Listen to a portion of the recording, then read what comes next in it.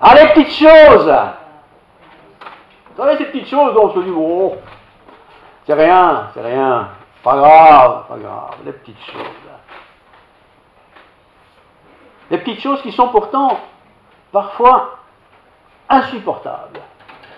Et d'autres fois, extraordinairement étonnantes. Ces petites choses. La parole de Dieu nous encourage à examiner toutes choses. Examiner toutes choses dans la parole de Dieu. Que chacun examine toutes choses. Régulièrement, souvent.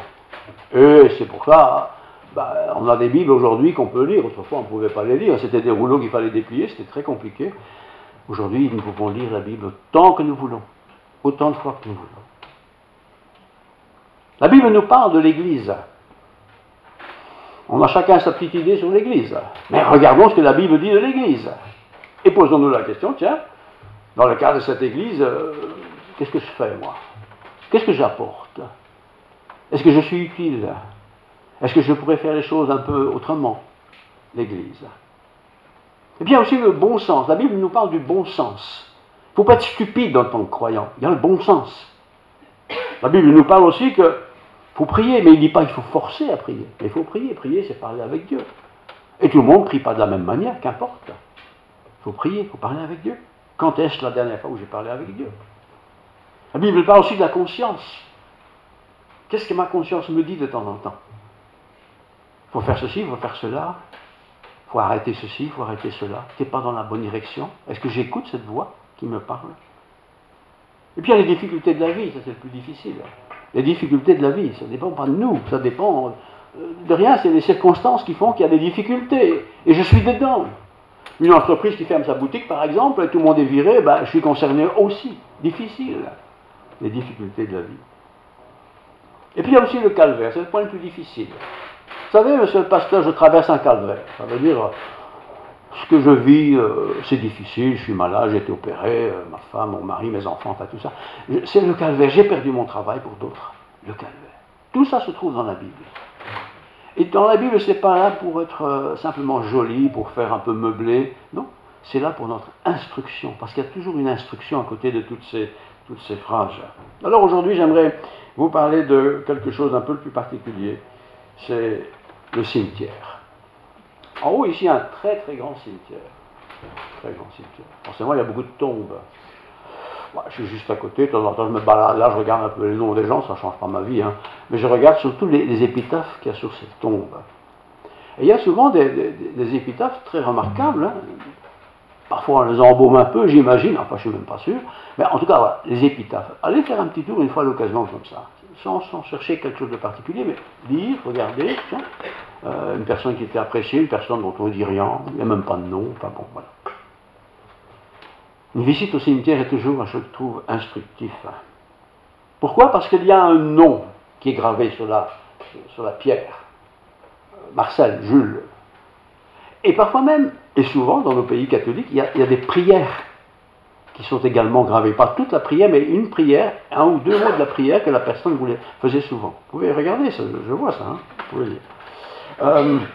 Il y a aussi, bien sûr, sur cette tombe en pierre, le départ de la vie de ces gens qui sont décédés, puis la fin de cette période où ils ont vécu sur Terre. Je me dis, tiens, ils ont vécu longtemps, pas longtemps, enfin voilà. Tout ça, c'est un peu au cimetière. On peut passer des journées, c'est grand, hein, c'est le cimetière. Et puis je me suis dit, en préparant ce sermon, mais quand je lis, je l'ai fait cette semaine pour m'inspirer, quand je lis tous ces épitaphes qui sont là, marqués, qui s'en soucie encore aujourd'hui? Parce que bien sûr, il y a des gens qui sont morts la semaine dernière, mais il y a aussi des gens qui sont morts il y a longtemps. Qui s'en soucie encore de ces morts aujourd'hui? De ces disparus d'aujourd'hui? Et nous-mêmes, grands-pères, les grands-mères, les arrière-grands-pères, les grands-mères qu'on a connus ou dont on parle encore. Qu'est-ce que je pense d'eux? Qu'est-ce qui me reste dans l'esprit de ces personnes qui ont parfois et souvent d'ailleurs fait des choses extraordinaires? C'est sûr que dans nos familles, il n'y a pas beaucoup de gens qui ont des noms célèbres. Mais au cimetière, ici, il y a quelques personnages célèbres. Hein. On le voit parce qu'il y a la qualité de la pierre qui est là. Il y a des gens célèbres qui ont fait des choses remarquables. Des artistes, par exemple, des peintres, des artistes musicaux qui ont leur nom inscrit. Ils ont fait quelque chose de bien. Bien sûr, ce que je vous raconte ici, ce n'est pas pour que j'ai un nom sur une tombe. Ce que je voudrais vous partager, c'est que mon nom soit bien écrit dans le livre de vie, dans le livre de Dieu. Et pas simplement André Coles, et pas simplement André, mais je ne sais pas ce qui sera écrit. C'est une façon de parler, ça bien sûr, il n'y aura pas un panneau dans le ciel avec mon nom. Mais qu'est-ce qu'il va y avoir dans le ciel comme joie? Qu'est-ce que moi j'aurai comme joie de rencontrer le Seigneur? Est-ce que je serai dans la joie? Est-ce que j'aurai honte? Est-ce que je n'oserai pas? Toutes ces questions, on se les pose parfois, j'en suis sûr. La plupart d'entre nous ne sommes pas célèbres. Nous sommes bien, mais nous ne sommes pas célèbres. Après tout, la célébrité, ça fait quoi de nous? Pas grand-chose. Ah oui, quand je suis un peu au pouvoir, ça dit quelque chose. Quand j'ai fait quelque chose d'extraordinaire, ça dit quelque chose. Mais au bout du temps, quand je suis mort, au bout d'un certain temps, on passe dans l'oubli. On passe dans l'oubli. Pourtant, à Arlon, ici, quand j'ai regardé intentionnellement le cimetière, pas tout, c'était grand ici, hein, j'ai vu à un moment donné une pierre très très grande avec un nom qui est Godefroy Kurt. Alors quand j'ai lu ce panneau, il y avait beaucoup d'écriture, il faut s'arrêter quand même, j'ai dit tiens, qu'est-ce qu'on a fait, M. Godefroy Kurt? Je connais l'histoire de M. Godefroy Kurt, donc, la question était faussée chez moi, mais qu'est-ce qu'on dit de lui sur la tombe? Mais j'étais étonné de ce qu'on dit sur M. Kurt. On ne dit pas qu'il a été riche, on ne dit pas qu'il a fait beaucoup de dons, on ne dit pas qu'il a été à l'église, rien de tout ça, mais les choses qui sont écrites sont belles. Allez voir une fois, c'est intéressant, ça vaut la peine. Et en ce même temps, je me suis posé la question, tiens, toi, moi, quand tu vas mourir, est-ce qu'il y aura un petit panneau? Est-ce qu'il y aura même, dans quelques années, un petit souvenir de ton passage? Ou bien est-ce que tu feras partie de tous ces anonymes dont plus personne ne vient voir, on ne te connaît plus, on ne sait pas, même dans la famille, on ne parle même plus de toi. Que reste-t-il après notre vie? Et nous-mêmes, qui sommes encore vivants, les personnes que nous avons connues, qui sont décédées, qu'est-ce qu'il reste encore d'eux dans notre esprit? Grand-père et grand-mère, par exemple, un parrain, une marraine. Qu'est-ce que je pense encore d'eux? Est-ce que ça compte encore? Est-ce que ça me dit encore quelque chose? Ou est-ce que ça ne me dit rien du tout? Un grand-père, une grand-mère, si je prends ce cadre-là, est-ce qu'il était chrétien? Est-ce qu'il allait à l'église? C'est pas marqué sur la tombe, ça. Hein. On le sait ou on ne le sait pas. Pourquoi est-ce qu'il allait à l'église? Pourquoi il a été si longtemps à l'église? Pourquoi est-ce qu'il a chanté à l'église? Et si moi je meurs, qu'est-ce qu'on dira de moi? Qu'est-ce qu'on pensera de moi? Acte 8, verset 9. On arrive maintenant au texte biblique. Je vous lis. Il y avait auparavant dans la ville un homme nommé Simon. Il y avait auparavant, donc c'est longtemps, un homme qui s'appelle Simon. C'est déjà une précision. Qui se donnant pour un personnage important, il se donne pour un personnage important, hein, exercer la magie et provoquer l'étonnement du peuple de la Samarie. La Samarie, c'est toute une province. Les gens de Samarie étaient étonnés par ce personnage qui s'appelle Simon, car il faisait, bien sûr, de la magie. Impressionnant. Et je suis certain qu'ici, au cimetière d'Arlon, je ne connais pas tous les gens du cimetière, évidemment, il y a eu certainement des gens qui ont été impressionnants dans leur vie. Et qui, du temps de leur vie, ont impressionné des gens. Maintenant, ils sont morts. Avec le temps, les noms s'effacent, disparaissent. Qu'est-ce qu'il reste? Dieu seul le sait. Je pense par exemple aux mamans dans une famille. Les mamans, peut-être beaucoup plus ou beaucoup moins qu'autrefois, aujourd'hui sont moins appréciées parce que les mamans travaillent beaucoup à l'extérieur, ça prend beaucoup de temps, beaucoup d'énergie. Mais en même temps qu'elles font ça, elles s'occupent de la famille. C'est pas si simple que ça. Avoir son travail pour gagner de l'argent, pour l'équilibre de la famille, parce que la vie est chère, Et en même temps, être une maman et une épouse. La qualité d'une maman, c'est pas sa beauté seulement. Elles sont toutes belles, les femmes. Mais la qualité d'une maman, c'est ce qu'elle fait, ce qu'elle est, ce pourquoi elle est occupée. Est-ce qu'elle s'occupe de son mari? Est-ce qu'elle se préoccupe de ses enfants? Oui, on pourrait dire oui. Soyons pas si sûrs que ça. Il y a beaucoup de mamans, qui ont des enfants, qui ont un mari, mais elles sont tellement omnibulées par leur propre travail que tout ça passe au deuxième plan. Mais tu sais, moi je suis fatigué, moi je travaille aussi. Ben oui, tu travailles aussi. C'est vrai. Les mamans, toutes les mamans du monde, je pense, même si elles ont tout un travail, ou c'est l'habitude d'aller travailler pour gagner sa vie et pouvoir participer à la vie de la communauté, bien, les mamans, bien sûr, s'engagent souvent, lorsqu'elles auront un enfant ou des enfants, à élever ces enfants. Les élever, c'est pas simplement dire qu'ils vont grandir semaine après jour. Non, on va les élever. Elles vont grandir, elles vont apprendre. Elles vont nous regarder vivre. Et certainement la maman. Ils vont apprendre de la maman. Ils vont apprendre la gentillesse d'une maman, l'amour d'une maman, la présence d'une maman. Ils vont apprendre, les enfants, à une maman qui va aussi voir corriger, parce qu'il faut corriger parfois. Tout ça, les enfants vont l'apprendre. Apprendre. Dans notre monde moderne, dans nos pays occidentaux, on fait de la maman souvent une femme à travailler. Parce que les femmes ne sont pas là pour faire du tourisme. Elles travaillent vraiment. Elles travaillent déjà à la maison, mais elles travaillent aussi dans l'entreprise où elles sont. Et l'entreprise ne s'occupe pas que maman elle est fatiguée parce qu'elle a dû veiller le bébé toute la nuit qui a pleurniché. Ce n'est pas leur problème. Mais c'est ce qu'elles font. Et c'est pourquoi elles se sacrifient. La société devrait faire attention. Et nous devrions aussi, en tant qu'hommes, femmes, enfants, parents, faire attention à ceux qui travaillent. Parce que le travail est épuisant. Le travail est fatigant. Ne disons pas, toi tu as de l'argent, tu vas travailler.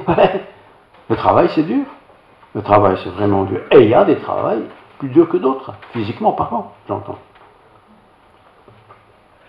Qui est à la maison? Celle qui est en honneur.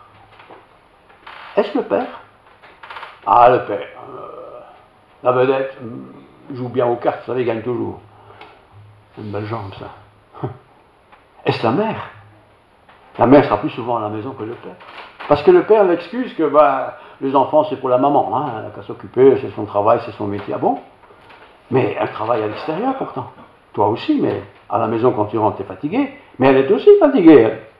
Qu'est-ce que tu fais pour la soulager? Qu'est-ce que tu fais pour apaiser sa fatigue? Qu'est-ce que tu pourrais prendre en charge? Toutes ces questions, il faut se les poser. Pas seulement se les poser, mais aussi les vivre. Une maison, c'est un homme, une femme, un papa, une maman, des enfants, si Dieu le donne. C'est une famille. C'est ça, une famille. Et une famille, il y a des jours où tout va bien. Tout le monde est en super santé. On est content, on est joyeux, le travail a bien été réussi à l'école, enfin tout ça c'est très bien. Mais il y a le contraire de ça, c'est qu'il y a des journées où ça ne va pas bien. Un accident, une voiture, on a été viré d'entreprise, il peut y avoir toutes sortes de choses. Comment ça se passe? Comment ça se passe? Je vous lis 1 Pierre 1, 18, 19, très court. 1 Pierre 1, 18, 19. Vous savez que, je lis ce qui est écrit, vous savez que ce n'est pas par des choses périssables, c'est-à-dire par de l'or, par de l'argent, que vous avez été rachetés de la vaine manière de vivre que vous avez hérité de vos pères. C'est pas comme ça. Mais c'est par le sang précieux du Christ, comme d'un agneau sans défaut et sans tache. Tel agneau prédestiné, donc c'est le Christ, prédestiné avant la fondation du monde,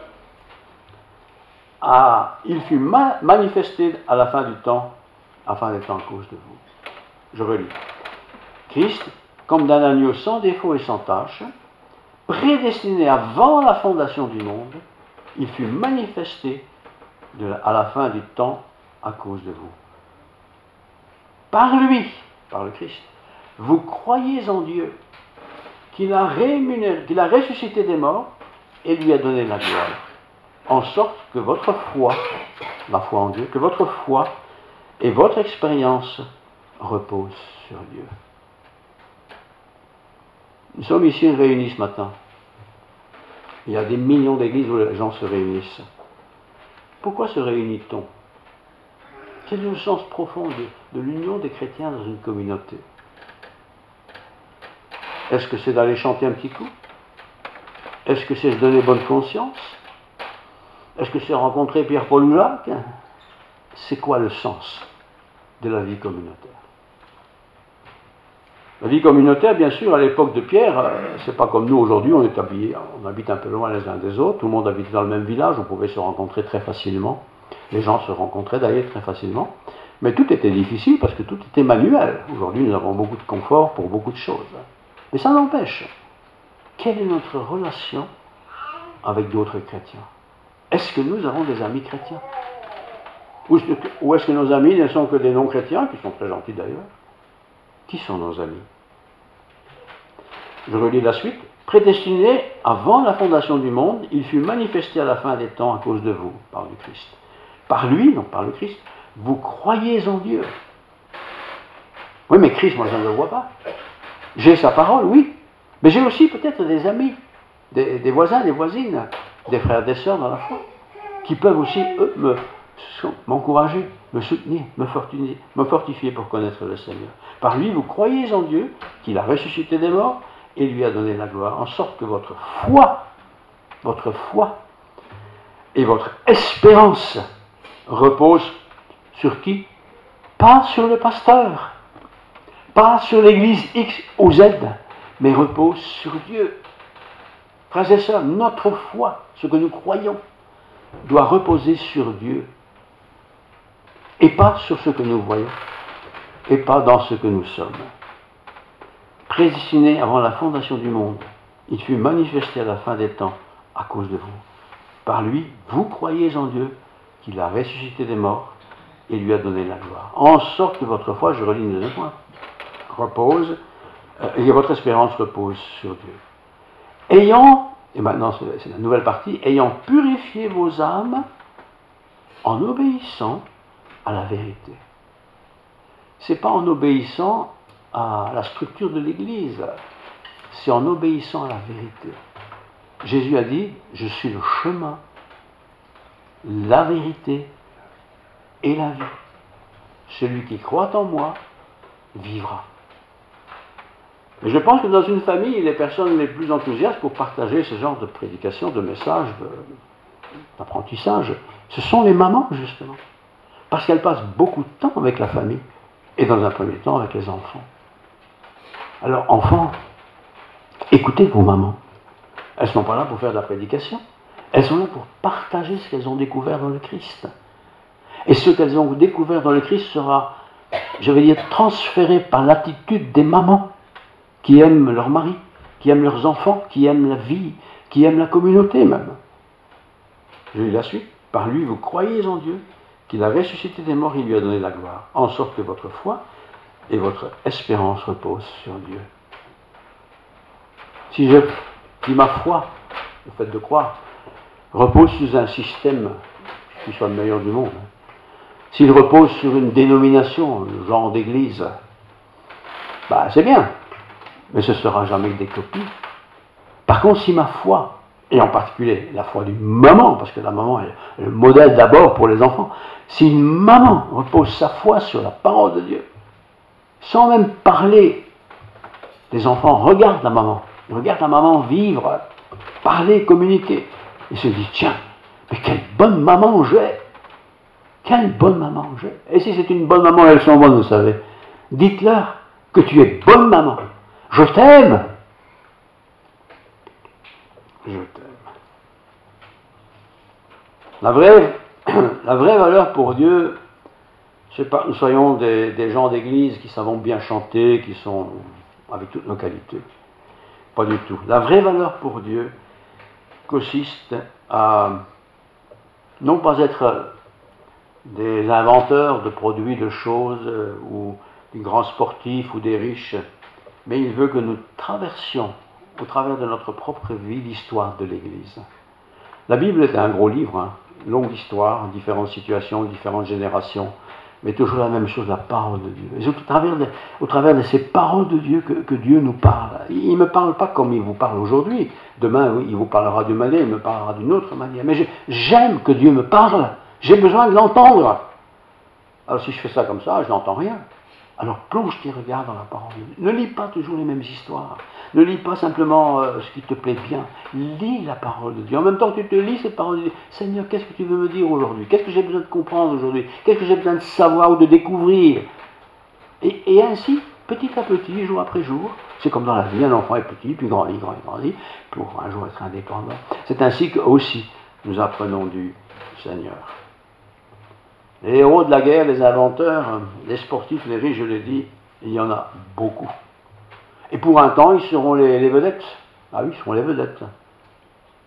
Mais c'est celui qui est fidèle dans les petites choses qui est remarqué par Dieu. Évangile de Marc, très court.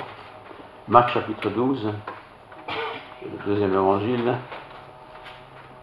Voilà, Marc 12, 41. 41, 44. Jésus s'étant assis vis-à-vis du tronc, un peu drôle, hein, le tronc c'est là où on met l'argent, regardez comment la foule y mettait de l'argent. Je dis, tiens, Jésus regarde ça, il s'intéresse à ça maintenant. Comment ils mettaient de l'argent? Plusieurs riches mettaient beaucoup. Ah oui, ils sont riches, c'est logique. Et il vint là une pauvre veuve. C'est une veuve qui est pauvre, donc pas riche. Hein. Et elle y mit 2 petites pièces. Je ne sais pas comment Jésus a vu que c'était 2 petites pièces, enfin c'était 2 petites pièces. On dirait chez nous 20 centimes, quoi. Hein. Alors Jésus ayant appelé ses disciples, il n'a pas été dire à la bonne femme, bah, allez, bon courage à ma soeur. Non, il n'a pas dit ça, rien du tout. Il a appelé ses disciples et leur dit, ses disciples ont aussi vu ce que cette femme a fait, parce que Jésus le regardait, ils l'ont regardé en même temps que Jésus, et il leur dit, je vous le dis en vérité, cette pauvre veuve, déjà qu'elle est veuve, mais en plus elle est pauvre, cette pauvre veuve a donné plus qu'aucun de ceux qui ont mis dans le tronc, qui eux n'étaient pas veuves et qui étaient riches. Quelle parole! Mais en même temps, je me suis dit, si moi j'avais été un disciple de Jésus-Christ et j'aurais été là, je me dis, bah Jésus, comment tu t'exagères un peu là? Elle a mis 2 sous, hein, 20 centimes quoi. Qu'est-ce qu'on fait avec 20 centimes? Pas grand-chose. Lui, il a mis 2000 balles, c'est bien, on pourra mettre l'église en peinture. Comme ça, je calcule, moi, c'est pas bien, hein. C'est pas ce qui s'est passé non plus. Car tous ont mis de leur superflu, voilà le problème. Ou l'explication. Il dit, tous, ils ont mis de leur superflu, c'est-à-dire ceux qui n'ont pas besoin. Mais elle a mis de son nécessaire. Et en préparant cette prédication, ce culte d'ailleurs, en général, je me suis dit, voilà, qu'est-ce que moi, enfin nous, qu'est-ce que nous faisons? Nous faisons tous des choses. Hein. Et il n'y a rien à renier, il n'y a rien à copier chez l'autre. Voilà, on fait ce qu'on peut faire avec ce que nous savons faire. Mais quand même, est-ce que ce que je le fais comme une petite mette que je n'ai pas besoin? Ou est-ce que je le fais simplement pour l'amour de Dieu? Comme d'ailleurs toute maman du monde va certainement faire de belles choses ou de bonnes choses pour son enfant. Même si elle est pauvre, elle va trouver les moyens pour que cet enfant soit bien. Dieu n'a pas besoin de nos biens. Dieu n'a pas besoin de nous d'ailleurs. Mais il veut que nous apprenions à être reconnaissants. Être reconnaissant, c'est pas acheter un billet de loto en disant comme ça, j'aurai 1 million et je donnerai ça au Seigneur, c'est pas ça qu'il faut faire. Il ne faut rien acheter du tout, c'est de l'argent que vous perdez d'ailleurs. Mais simplement se dire, tiens, avec ce que j'ai, qu'est-ce que je peux faire? Et parfois, ce que je peux faire, c'est aider la voisine, justement, qui n'est pas bien. Ou aider quelque chose, une œuvre X ou Z qui a besoin d'argent pour quelque chose de sérieux. Voilà. C'est important. Un chrétien doit pouvoir réfléchir à ça. Alors, je lis maintenant 41-44. Jésus s'étant assis, voilà. Alors Jésus, ayant appelé ses disciples, leur dit, je vous le dis en vérité, cette pauvre veuve, c'est quand même précisé, elle est veuve, c'est déjà malheureux, mais en plus elle est pauvre, donc elle n'a pas grand-chose, a donné plus qu'aucun de ceux qui ont donné dans le tronc. Elle n'est même pas passée par le tronc, pour être gênée évidemment. Car tous ont mis de leur superflu. Mais elle a mis de son nécessaire. Et c'est pourquoi je pense à ceci en préparant ce sermon. Je dis voilà, souvent les chrétiens disent moi je voudrais faire plus pour l'Église. J'ai entendu ça beaucoup de fois, vous savez. Mais bon, vous me connaissez, j'ai une famille, j'ai des enfants, c'est compliqué. Qu'est-ce que vous voulez que je réponde à ça? Je ne réponds pas d'ailleurs. C'est pas un argument ça. Le Seigneur ne demande pas de donner ce que je n'ai pas. Il ne nous demande même pas de donner ce que je dois avoir pour ma famille. Il ne demande pas ça. Mais ce que tu donnes, donne-leur de bon cœur. De bon cœur. Si tu donnes à ton enfant, je sais pas, 1 euro, et tu dis, tu les prends, mais tu me fous la paix, qu'est-ce que l'enfant a à faire avec 1 euro? Alors que la mère, il fout moi la paix. C'est pas ça que l'enfant a besoin. Il a peut-être besoin d'argent, justement, pour quelque chose. Tiens, mon petit garçon, voilà 10 euros. Tu peux t'acheter ce que tu veux. Hein? En quel honneur? En rien, parce que je t'aime, c'est tout. Comme ça. S'il vient toutes les semaines faire la même chose, il dirait, écoute, je t'ai donné une fois, c'était parce que je t'aimais. Ne viens pas tout le temps, bien sûr.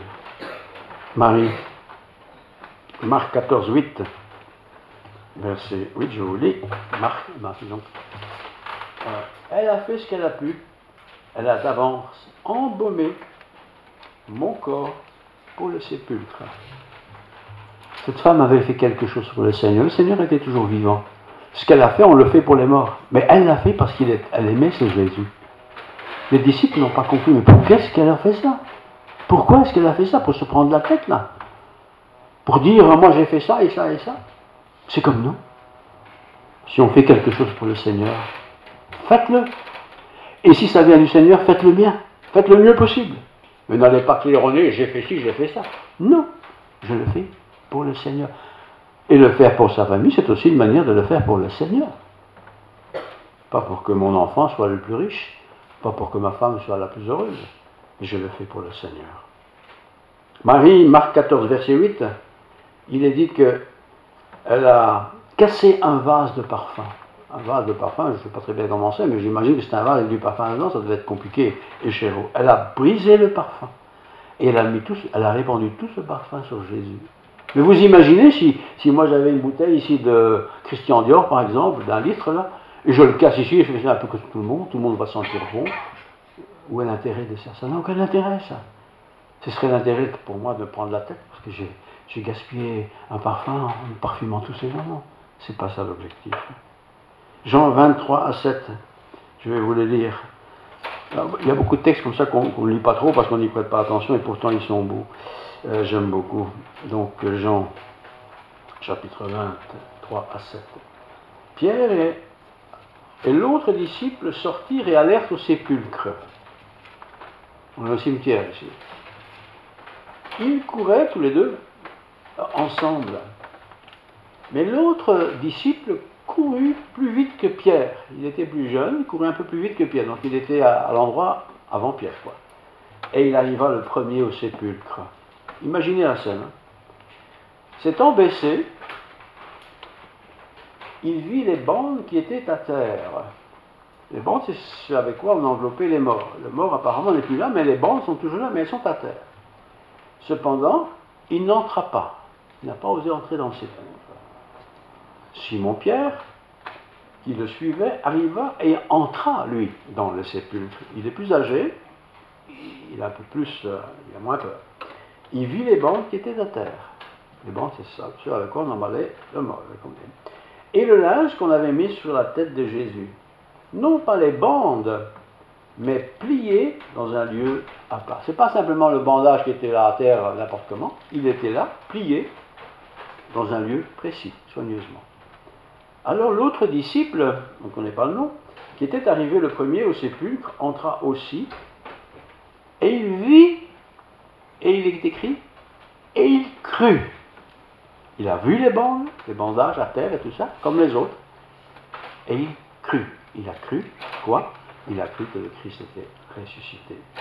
Alors je vous lis la suite et la fin, car il ne comprenait pas encore, les autres, que selon l'Écriture, Jésus devait ressusciter des morts.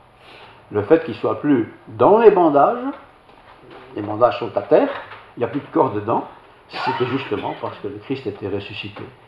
Et tous ces disciples qui avaient entendu tous ces discours depuis des mois et des années sans doute, n'ont pas compris que ce Christ qui était là, enterré, enfin enseveli, était ressuscité.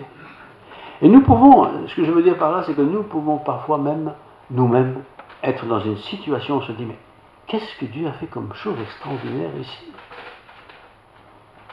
Exemple, il vaut ce qu'il vaut. Hein. Vous êtes étudiant, vous n'avez franchement pas eu le temps, parce qu'il y avait un malade dans la famille par exemple, vous n'avez franchement pas eu le temps d'étudier cette leçon-là, mais voilà, il y a un contrôle, un examen à l'école. Et vous dites, Seigneur, mais je ne vais jamais réussir, c'est pas possible. Et puis vous avez l'examen. Mais vous avez rendu service la veille ou l'avant-veille. Vous l'avez fait parce qu'il y avait un problème. Vous êtes intervenu, vous avez pris du temps. Et puis vous êtes auprès d'un malade, n'importe, ou quelque chose d'autre. Et vous faites l'action. Ça prend un temps peut-être, mais vous le faites. Et là on se rend compte que l'action qui a été faite, ce n'est pas simplement une action comme on peut faire. C'est une action qui est volontaire, qui n'est pas facile, parce qu'elle prend de l'énergie, de la force et tout ça, mais vous l'avez fait. Et bien cette action devient quelque part doublement, triplement, quadruplement, je ne sais pas, plus efficace pour celui qui la reçoit ou celui qui en est bénéficiaire. Les petites choses. Ne croyons jamais que ça n'est pas grand-chose. Nous pensons parfois, j'en répète encore une fois, que les petites choses, ça vaut rien, ça vaut pas la peine de faire ça. C'est rien. Oui, mais tu n'aurais pas eu le courage de le faire, ça n'aurait pas été fait, mais tu l'as fait. Et c'est important. Évangile de Marc. Les évangiles sont très précis, vous savez. Évangile de Marc, chapitre 12, versets 41 à 44. Jésus s'étant assis vis-à-vis du tronc d'élu, regardez la foule qui y mettait de l'argent. Pas rien. Plusieurs riches mettaient beaucoup. Bon. Il vint aussi une pauvre veuve. C'est dans l'évangile de Marc que je le lis maintenant. Qui mit, et c'est assez bizarre que ce soit précis, 2 pièces, je ne sais pas de quoi, mais ça vaut un quart de sou, ça ne fait pas valoir grand-chose. Quelques centimes. Et Jésus a loué cette femme. Ce qu'elle avait mis, on ne sait rien faire avec ça. Mais elle l'avait fait. Par amour pour Dieu. Et nous pensons parfois, frère, et je termine, nous pensons parfois que, c'est rien ce que je fais, ça ne compte pas ça. Oui, si je l'ai fait pour que ça compte, là, tu ne vas pas avoir beaucoup de mérite de la part de Dieu. Mais si tu l'as fait pour l'amour du prochain, l'amour de l'autre, l'amour de Dieu, bien sois sûr que ce que tu as fait, ça compte. Et Dieu n'oublie pas ce que nous avons fait. Dieu n'oublie pas ce que nous avons fait.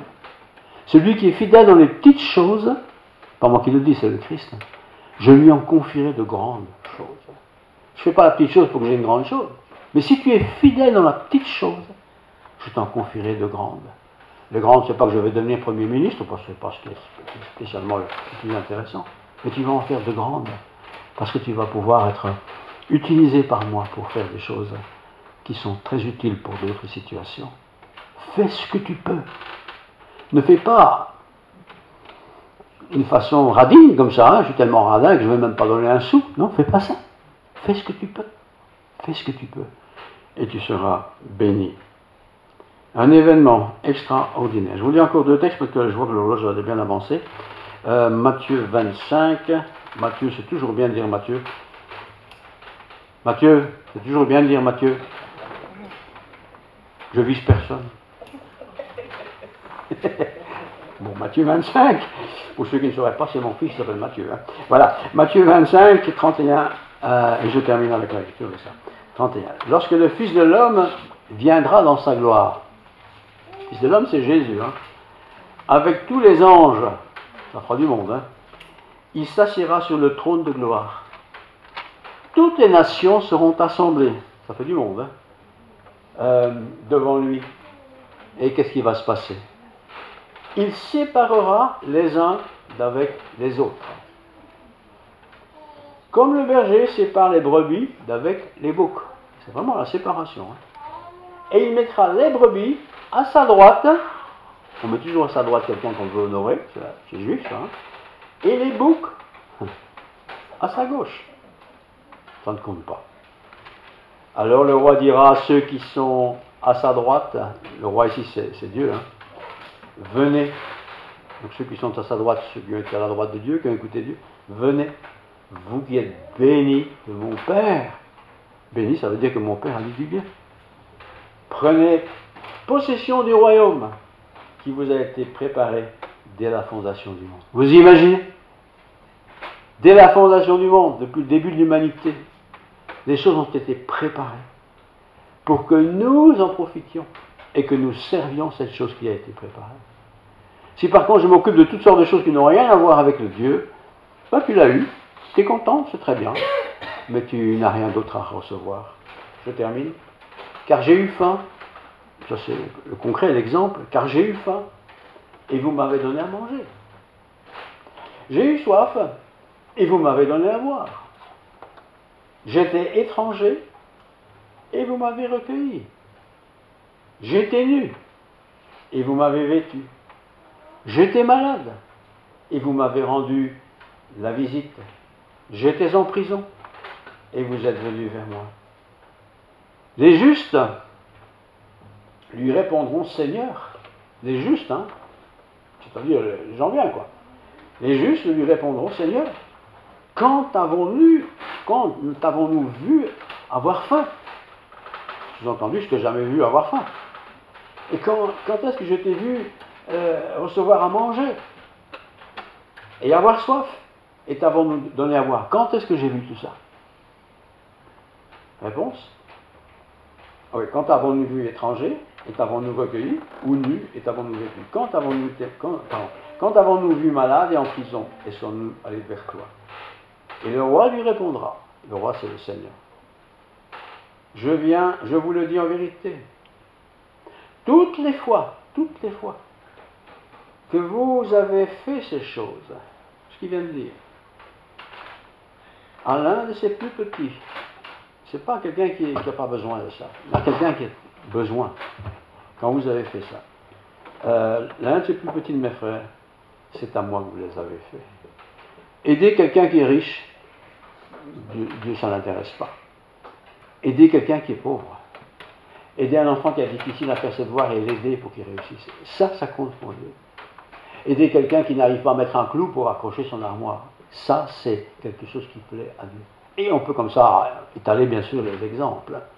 Qu'est-ce que moi je fais pour le prochain? Ensuite, et ça c'est triste, il dira à ceux qui seront à sa gauche, retirez-vous de moi.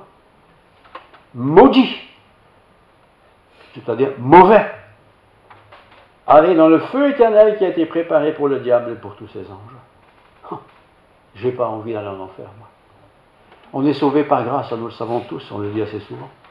Mais cette grâce qui m'a sauvé doit aussi m'encourager à m'occuper de celui qui est pauvre. Tu es doué en français, par exemple. Tu as ton voisin, le petit garçon là, qui n'arrive pas avec son français. On dit, c'est pas mon problème, sa mère n'a pas s'en occuper. Mais sa mère est polonaise, elle parle même français. Mais va l'aider un peu. Il ne faut pas faire les devoirs à sa place, mais encourager, fais l'aider un peu. Ou n'importe quel exemple, on peut le prendre. Car j'ai eu faim, je termine avec ça, et vous m'avez donné à manger. Jésus a eu faim. Quand est-ce qu'il a eu faim? Et il m'a donné à manger. Vous m'avez donné à manger. J'ai eu soif, et vous m'avez donné à boire. C'est un exemple qu'il donne. J'étais étranger, et vous m'avez recueilli. J'étais nu, et vous m'avez vêtu. J'étais malade, et en prison, et vous m'avez pas rendu. Et vous ne m'avez pas rendu visite. Ils répondirent, Seigneur, Seigneur, quand avons-nous avoir faim? Je t'ai jamais vu que tu avais eu faim. Ah bah oui, forcément, tu es occupé à autre chose, on va pas le voir. Hein? Quand est-ce que nous t'avons vu avoir soif, ou étranger, ou nu, ou malade, ou en prison, et t'avons-nous pas aidé? Quand? C'est arrivé quand ça? Il leur répondra, je vous le dis en vérité, toutes les fois que vous n'avez pas fait ces choses à l'un de ces plus petits, les plus petits, c'est pas forcément un bébé, hein, c'est quelqu'un qui n'a pas de moyens, un autre, un plus modeste, etc. Chaque fois que vous n'avez pas fait ces choses à l'un de ces plus petits, c'est à moi que vous ne les avez pas faites. Alors, c'est pas qu'on doit venir devant un Jésus qu'on ne voit pas, et mettre des cadeaux là comme ça pour Jésus que je ne vois pas. Mais c'est prendre conscience que mon prochain, celui qui est proche de moi, eh bien, a peut-être besoin que je lui parle, a peut-être besoin que je lui rende visite, a peut-être besoin d'un encouragement, a peut-être besoin d'un n'importe quoi. Voilà ce que le Seigneur me met sur le cœur. Il ne s'agit pas d'encourager un paresseux à être encore plus paresseux. Il faut bien comprendre les choses. mais il s'agit d'aider celui ou celle qui se trouve dans la difficulté. Voilà, je peux t'aider si tu veux. Un parent qui a un enfant qui parle une langue que le parent ne connaît pas, un enfant adopté par exemple. Le voisin connaît bien la langue, écoute, je vais t'aider un peu à faire tes devoirs. Ça c'est bien, ça c'est bien. Et ça peut être comme ça mille autres choses. Chacun peut trouver des situations, pas tout le temps, mais de temps en temps. Voilà ce que je voulais partager avec vous ce matin. Les petites choses que nous, parfois, nous méprisons, parce que c'est rien ça. Mais elles sont souvent pour le Seigneur des grandes choses. Et ce que nous pensons être des grandes choses ne sont peut-être pas, elles sont souvent appréciées par celui qui les reçoit, mais ce ne sont peut-être pas ça que le Seigneur nous demande. Soyons fidèles dans les petites choses. J'encourage chacun à aller voir dans l'église, pas forcément aujourd'hui, mais le dimanche. Je vous encourage à aller voir et dire bonjour à quelqu'un, ou essayer de parler à quelqu'un avec qui vous ne parlez jamais.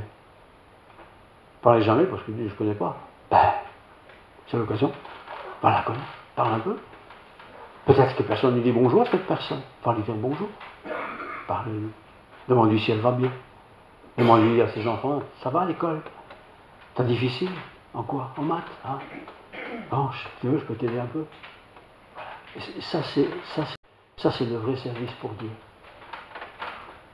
Prions. Seigneur, merci pour ta parole. Oh, ce sont des choses que nous avons déjà entendues bien des fois.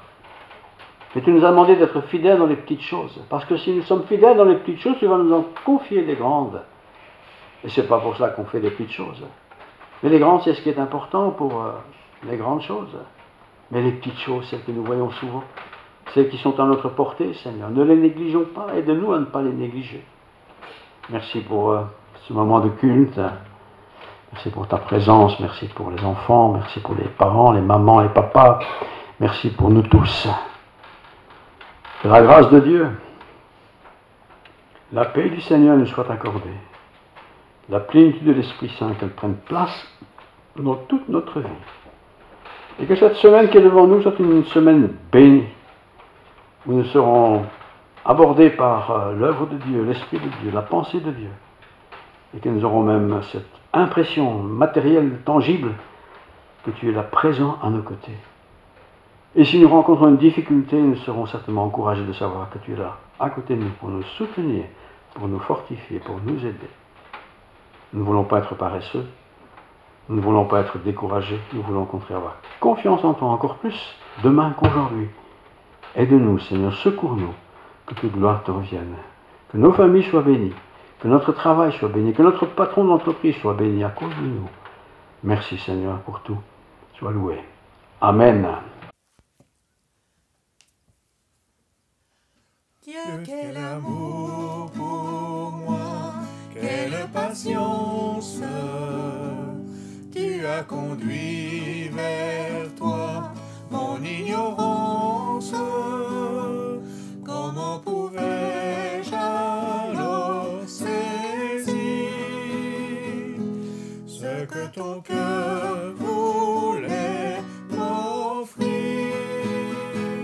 Un si grand miracle, un don si précieux, ta mort à la Pâque nous ouvre les yeux. Ton salut remplace ma condamnation, mon péché s'efface par ta rédemption. Loué sois-tu, Dieu Tout-Puissant, loué sois-tu.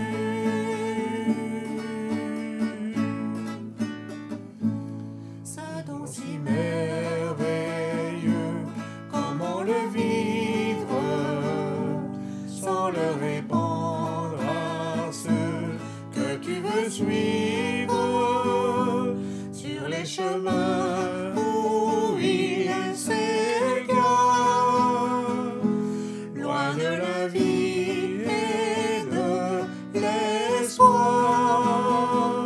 Un si grand miracle, un don si précieux, ta mort à la Pâque nous ouvre les yeux.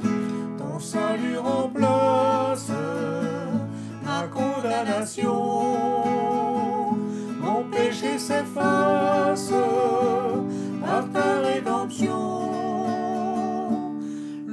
sois-tu.